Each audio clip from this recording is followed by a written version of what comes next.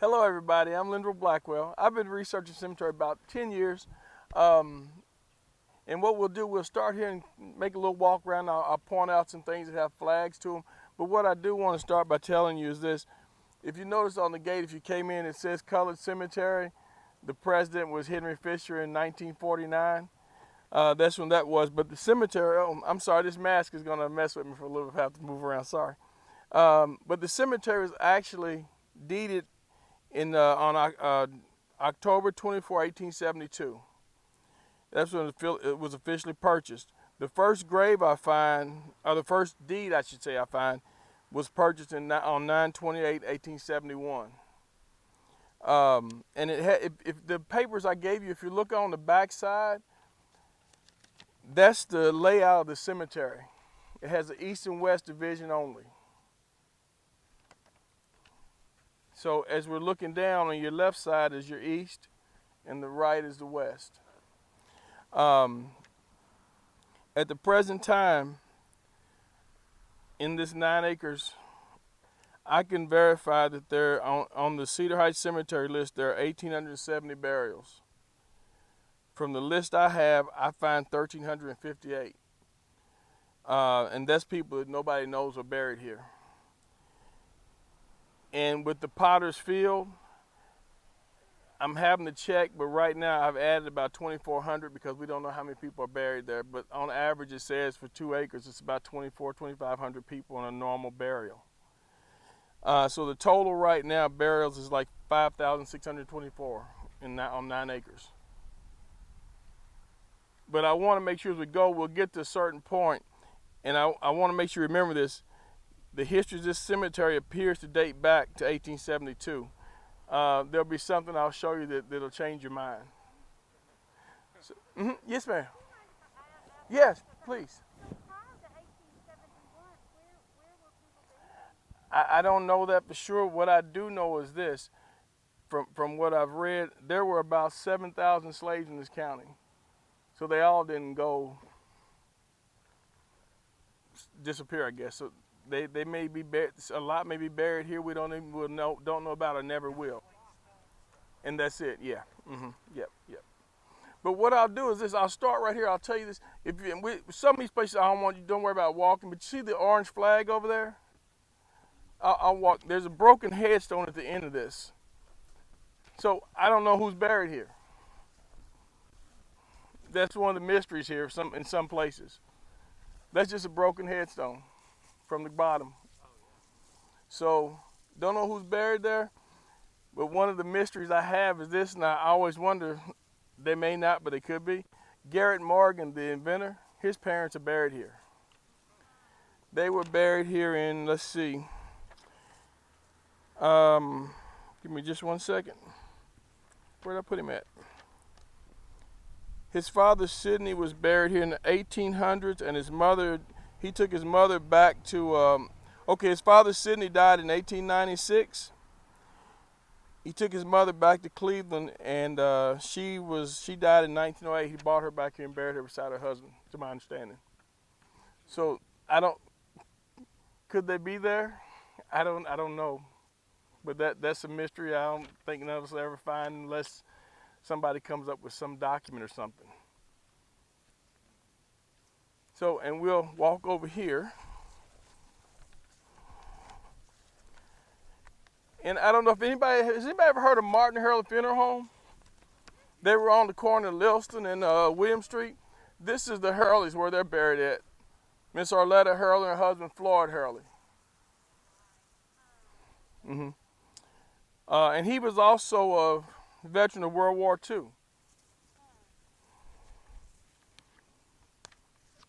And I can also tell you this too as we go around, because I'll show you some of them. I find there are about 287 veterans buried in here. And they range from the Colored Cavalry, the Spanish-American War, Vietnam, Korea, World War I, and World War II. So they go back that far. If you'll follow me, we'll watch where we're going at, and I'll get you to the next place. Some of the headstones I have some stories about, some I don't, but there's some interesting things on a few of them over here.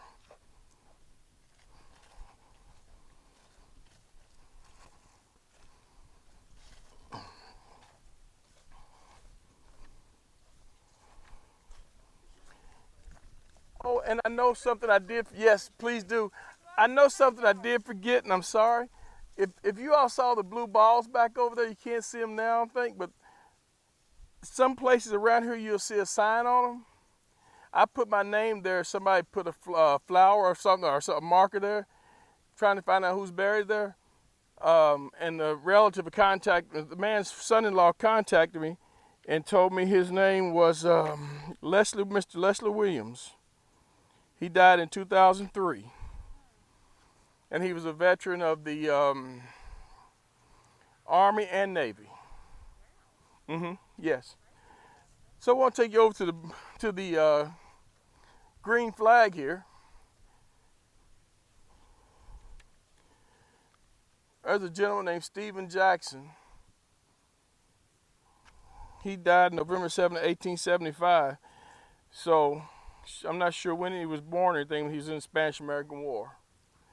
And this is one of the interesting headstones I just want to show you. The late Miss Emma Doyle, Richardson, she has a picture on there. Yeah, there's another one out here like that too.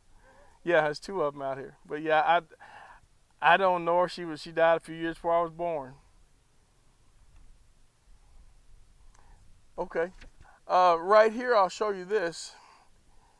This is a headstone I dug up. It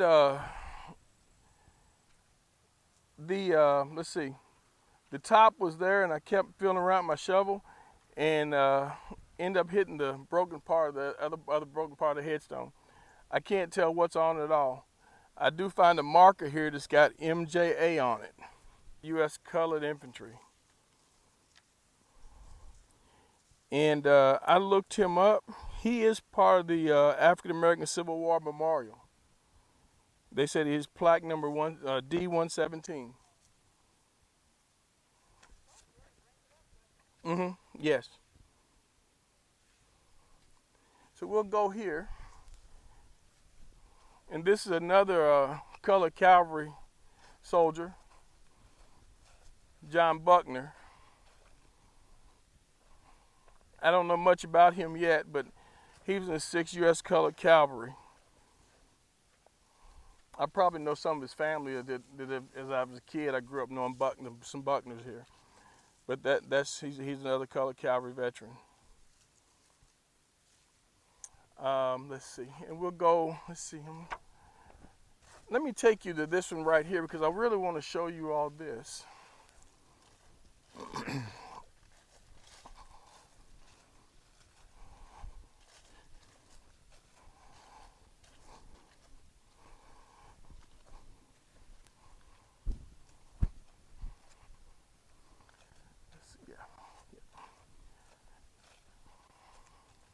Watch out for the holes here. Some holes right there, so yeah, you may want to step that way. This is Israel Ayres.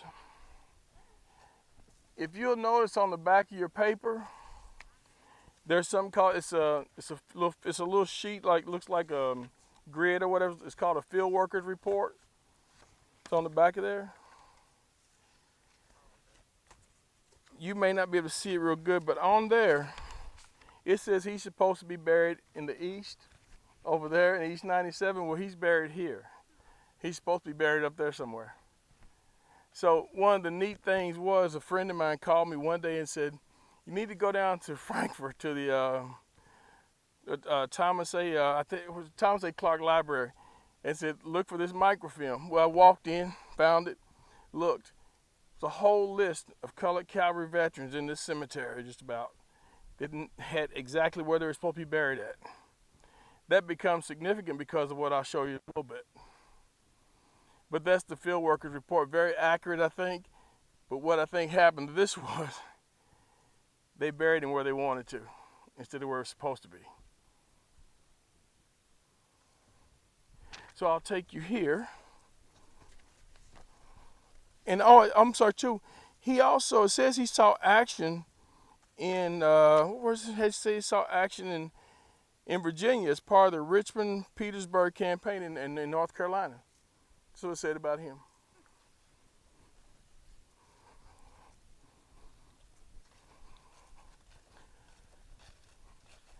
There's a couple other soldiers. They're from the Spanish-American War, and a gentleman named Thomas Pennell. He's with colored heavy artillery. So these are two other veterans. I'm just kind of want to show you, there's a lot of veterans out here.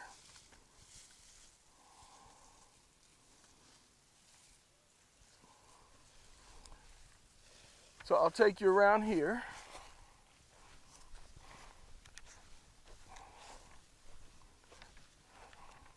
Is everybody doing all right? Okay.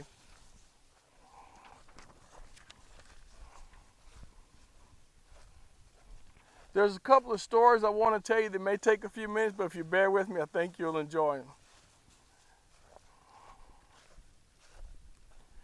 And this headstone here, I just found the story on him in the newspaper not long ago. It was spelled differently, but it's the same gentleman.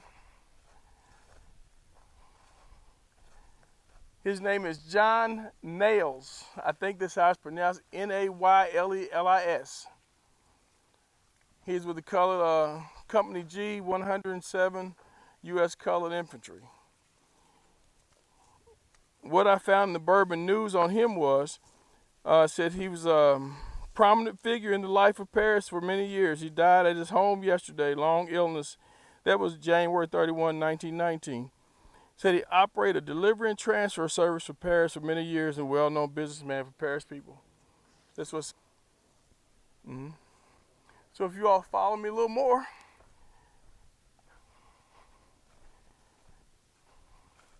We're going to go down in here, but what I want to stop and show you, if you see the headstone right there on the back of your sheet, there's a Millie Moaning. That is her last will and testament. It was in the courthouse. That's the way she wrote it up.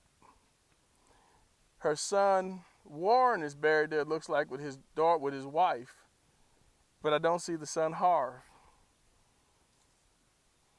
But on that headstone is marked there.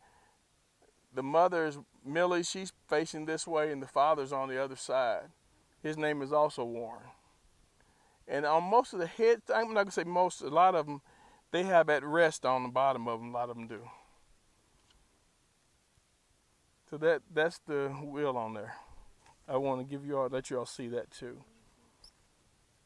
Which I thought was very interesting. The chickens and cows and everything else. And when we think of stocks, we think of something different. She said the stock.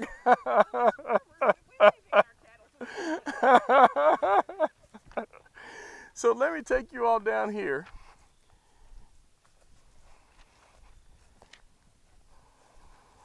Watch your step. Some trees there. Okay.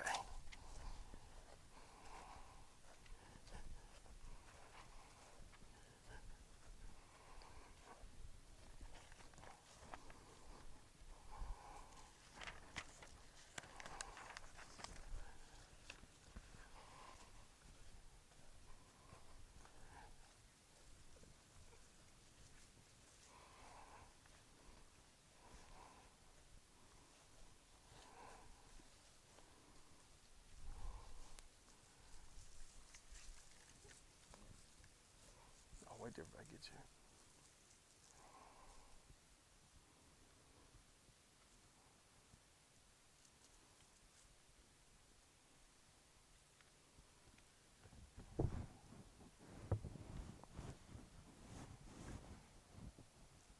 Did everybody hear me? Okay. This is the headstone of Dr. J.W. Mebane. His name is J.W. Mebane, what the initials were, but his name is Dr. John Wheeler Mebane. He was born in 1866, died in 1922. He was from Guilford, North Carolina, went to Benedict College in North Carolina. He got his doctorate degree at Meharry Medical College. I don't know if anybody knows Meharry Medical College down in Nashville. It's an HBCU where a lot of black doctors go. And he was a physician here. He came here, to my understanding, from Versailles. So he had been a physician in Kentucky for quite a while. But this is his grave. Let's see, his headstone is here. That's funny, his headstone was in the ground. I was assuming that this was it, and I was poking around back here, and that's his headstone right there. So his daughter is buried here, and I'll tell you that because I know Miss Myra Mebane Thomas. She was a member of St. Paul United Methodist Church when I was a kid growing up. Played the piano, taught people how to sing. She was a musician, an artist, a singer, or whatever. This is where my grandparents are buried. And my grandfather, he was pretty much a self-taught photographer here. From, I can't tell how far back. I know I found a letter him writing my grandmother, who was in Lexington, saying that, you know, it was in 19, I think I have it here. I can't, what the year it was. He was, let me see if I can find it. I'm sorry. Thought I had it in front of me. What year was that? They were married in I can't remember what year it was. Give me just a second, I'm sorry. This is in 1924. He writes my grandmother and said, I want to see my little darling, so you may expect to see me at any time, darling. I must close. I have to develop pictures. We'll write more next time. Respectfully, and he puts kisses and an X there and signs his name. So that's what it does. That was in some paperwork I found in the family. And also, there are, let's see, grandmother, great-grandmother, great-grandfather, great-uncle, 2 great-aunts, and my grandmother and 2 children buried in here. And I was reading, I was showing you, if you look on the sheet you have there, there's a African Cemetery Company deed. That's the deed I found on them that kind of started me researching the cemetery. It had the actual place they were buried at, according to the layout on there, which was in the west, number 16.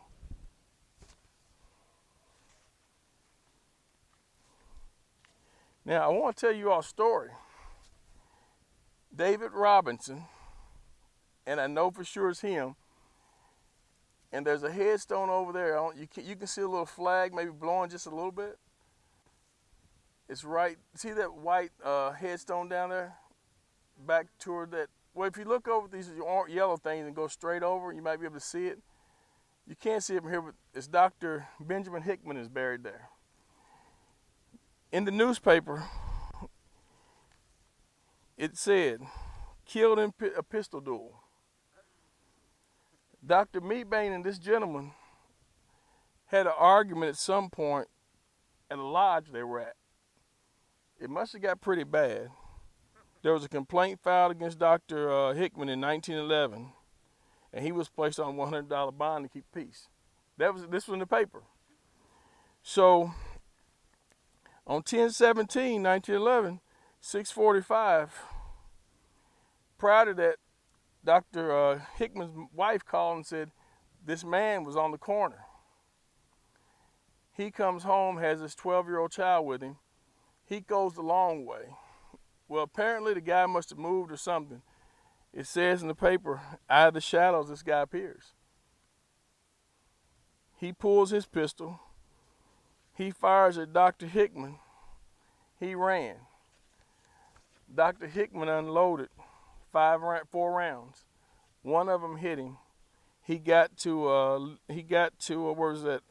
Somewhere on Higgins Avenue. And dropped dead. Dr. Hickman had called the police to tell him what had happened. He was arrested. He was a city mail carrier. You can say that. That's the first man. Well, in the process of him supposedly being at the post office at 6:30 in the evening, he left. Nobody knew he left. So he had his alibi planned, I assume. That's my speculation. So he goes, gets killed.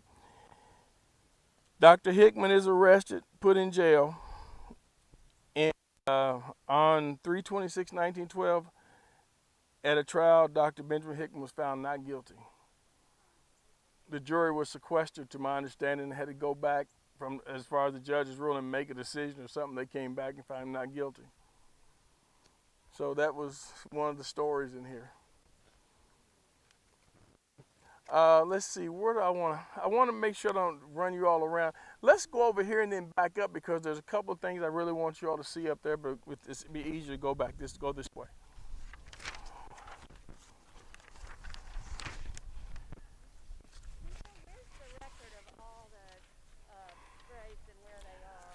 Some of them are in the library, but some of them, a lot of them I have myself because I'm putting the book together. I haven't released them because I'm kind of, as I'm putting it together, I'm finding some other stuff. So I want to make sure I have it complete. This gentleman, Reverend Homer Nutter, he was a minister on Zion Baptist Church on 8th Street. My grandfather took a picture of his church members before he died. This man looked like he's about 6'10" or 7 foot tall. Tall man. Here, I want to show you all these two things here. This is my favorite headstones right here.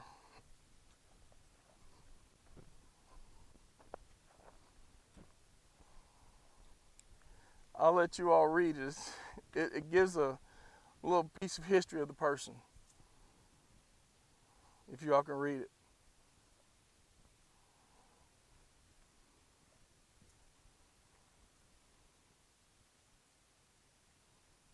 John Morrison, I'll read. John Morrison, he was born September 6, 1855 in Huntington County, Pennsylvania. He died February 17, 1931 in Paris, Kentucky. I love it because it gives you, he tells where he was born at and everything. Then his wife, he's a husband and father, and his wife, Rosa Morrison Brown, she was from Paris. One interesting thing is I looked up I was looking up something on him. It says he was white, but you go back a little further, he was mulatto. So he must have been very light when they do stuff like that, did stuff like that. 1931. I think she possibly did. I'm just not sure. It's possible she did. Because he does have brown. It's possible she did. And this one right here. This is one of the interesting ones too. Nanny F. Clay, her nickname was Tweets. She died the same day she was born. But yes,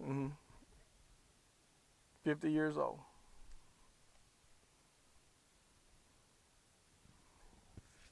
If you, down there, we don't have to walk there, but I'll tell you, that's the Carter. If you all heard the story about, Mr. Carter that was lynched down in Paris, that's where his family's buried at. And huh? Say it again. No, he's buried there. Somebody just didn't put a date on there. Didn't put a date on it. Bill, I think so. Yep. Yep. Yeah. I remember Bill botching a horse. They cut the horse out of the house.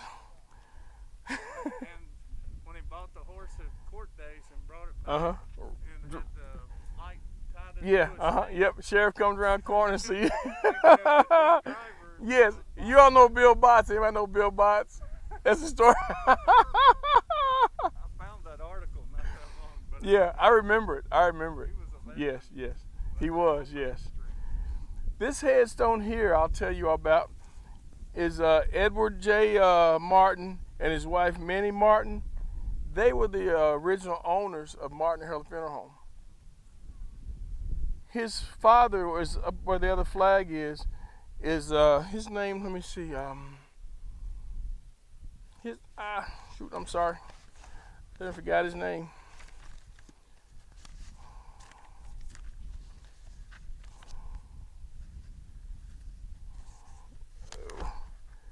His name was Samuel Martin. Interesting thing about him, he worked for Hinton Turner. He drove pretty much everybody to their burial place, from what I understood. And when he died, they basically made sure he was taken care of until the day he got sick. They took care of him until the day he died, from what I understand. but that's the Martin Hurley connection. I want to step over here and tell you this story. James Allen Johnson. He was a specialist for 1 Recon Squadron 9 Cavalry. January 4, 1944 was his birth, and November 20, 1962 was his death. He was killed in North Korea. And if you'll give me a minute, I'll read some of what was written. It has Red DMZ Raid, November 24, 1962. An American soldier and another was wounded in a hand grenade attack by an unknown number of North Korean communist soldiers Tuesday night, a United Nations command spokesman said Thursday. The soldiers were manned a UN observation post in the demilitarized zone in the Western Korean front, and it tells them what they were members of, and it identifies James Allen Johnson as the soldier. I verified with his brother today because as I was reading this, his brother went into service at 17. Parents signed him in. And it says here, grenade victim tells of DMZ attack. Private First Class Ephraim Olivio, free people from Puerto Rico, 24, was wounded in both legs, described the scene to a newsman from his hospital bed.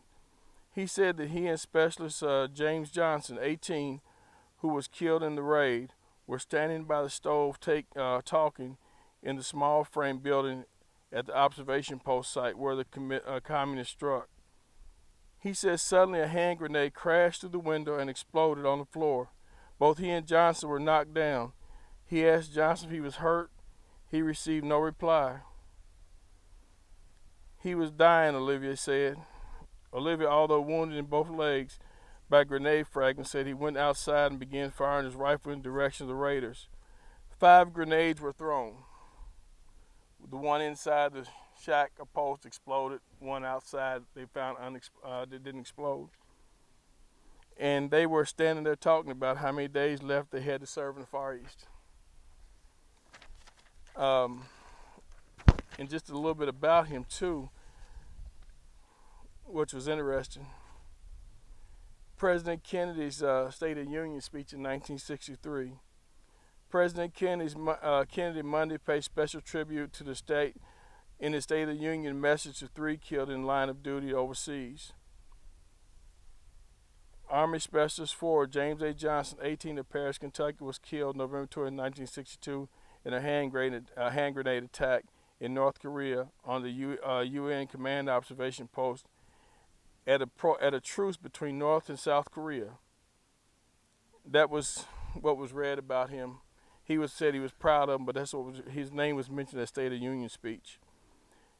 Then you get down to the Paducah Sun wrote a story on him that was pretty much the same. The Messenger Inquirer in Owensboro talked to his father on the 20, and this is dated 11/24/62. Father of a soldier killed in Korea speaks in anger at deed. It was an awful dirty thing, awful dirty. He said it was too easy. There must have been poor guarding. They should have been expecting the worst. His father said he had not felt his son in danger in Korea, although he knew the post was within sight of North Korean trenches.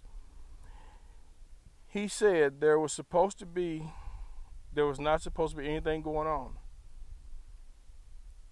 He went on to say, it was a poor thing when a man gets close enough to throw a grenade.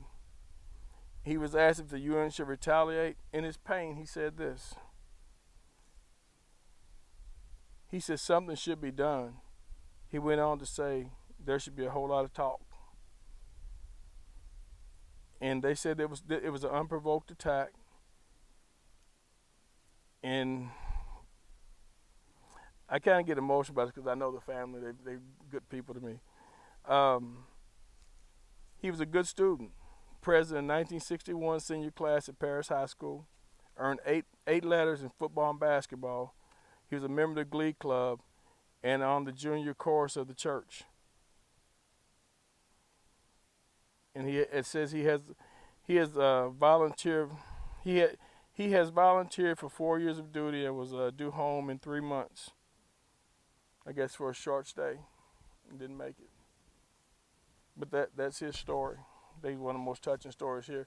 One thing they did do, and I don't have the document, but I do have a picture of it, because they were checking something around it. The brother gave it to me. They named the observation guard post Johnson's guard post, to my understanding. So that's something they named after him.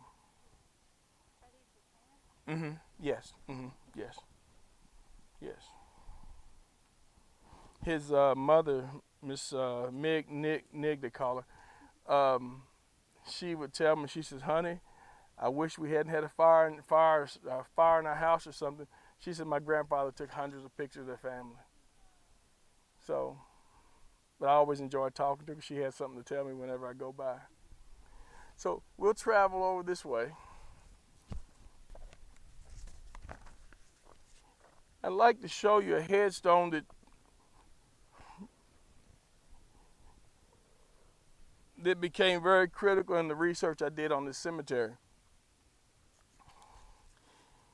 If you'll take a look, that's Silas Berryman.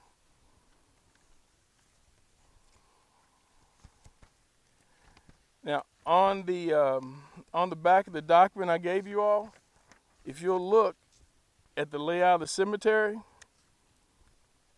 if you'll turn it pointing as we're going to the back of here, the field worker report says he's buried in East 121. Well, if this is correct, this is the end of the cemetery. If that's correct, the rest of this is Potter's Field and people are buried on top of each other. Because at some point, the city and county, if you look on it, the city and county sold 2 acres apiece to the cemetery for burial. And that was being used as Potter's Field. So there are more than, if it's 2,400 here, it's 24 there, it's another 48 or whatever it is, the numbers come up to.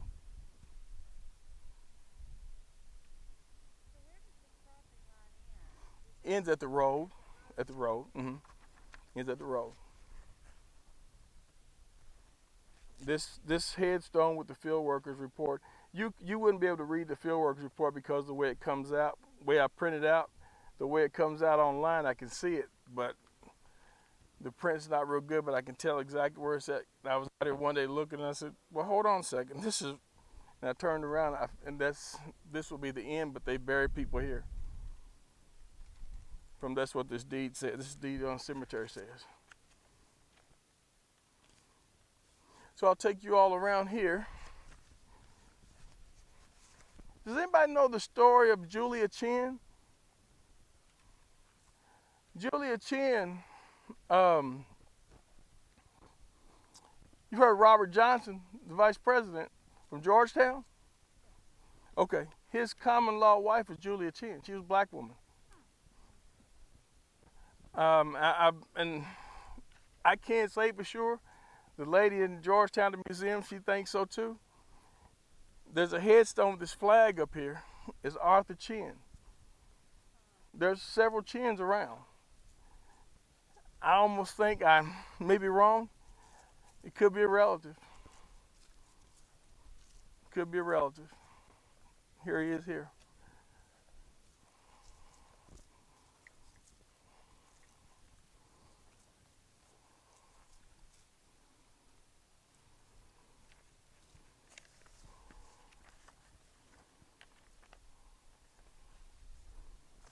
But that is him.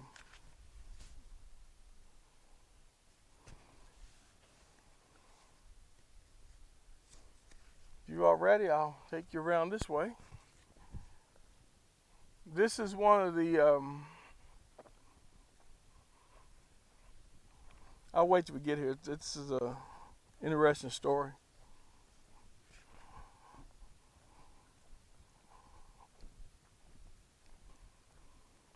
There are other stories, but like I said, these are the ones I thought you would get through here and get you all to see these.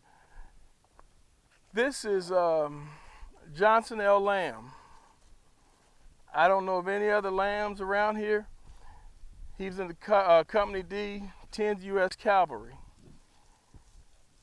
In 1899, he drowned in Cuba. His body was returned home in 1900 to be buried.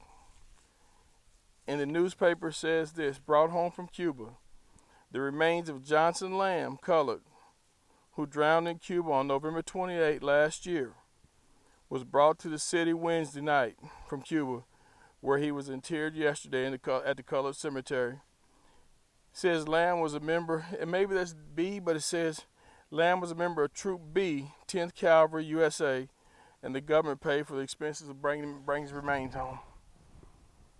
So he got back home.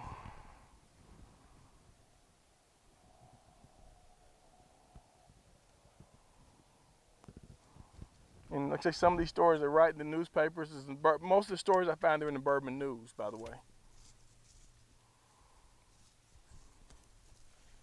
Okay, I'll bring you all around here. Now I know of there are 3 people out here. I know one lived to 102. His name is James January. He's somewhere over in that way. There's Miss Mary Kelly. I think she lived to be 100. And this was not too far away, but I want to show you all this.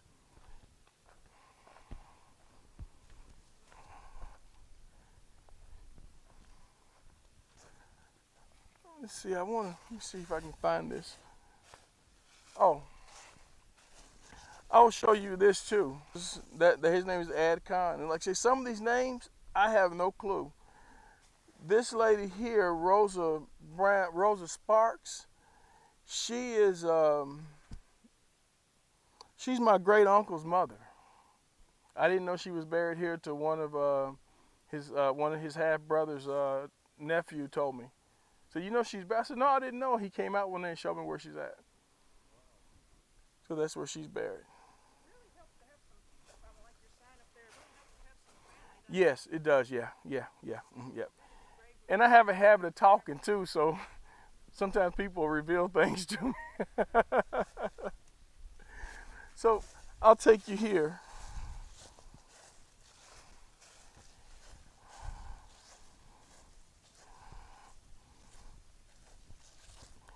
You all might want to. I know I don't want you all to follow. I'm sorry. I kind of walking through it so much. I'll just walk straight through. Don't follow me.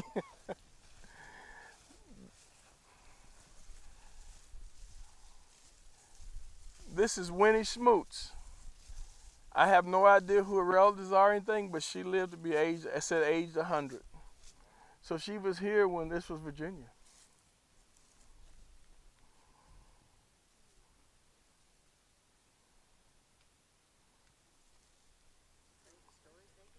Mm-hmm. Yes. And I'll take you all to the last place I want to take you to, and I think you all remember what I told you, what it appears to be? The date of the cemetery appears to be? Yes.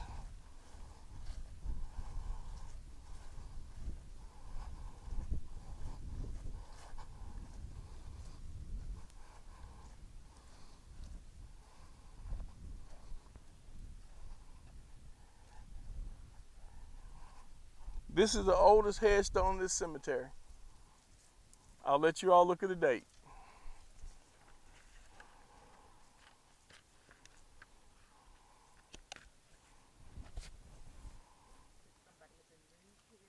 I don't think so. That's been there. It's just fortunate nobody broke it or moved it. Now, I don't think so. Here's my theory. I think it was a slave owner's child. That's what I think, because they put no name on it or anything. And not many slaves could have owned something like that. And this was purchased at in Frankfurt at Bowles and something. I get Bowles and Bra in Frankfurt. Oh, it was. It's on the bottom.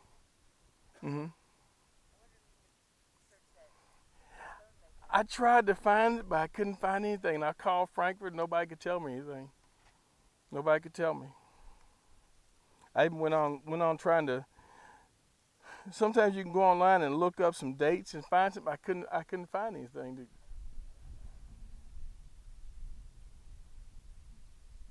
But that's the end of the tour. But this is what I really want to make sure people see is that's kind of takes the date away. They tell you. Eating one time, and I was like, hold on a second.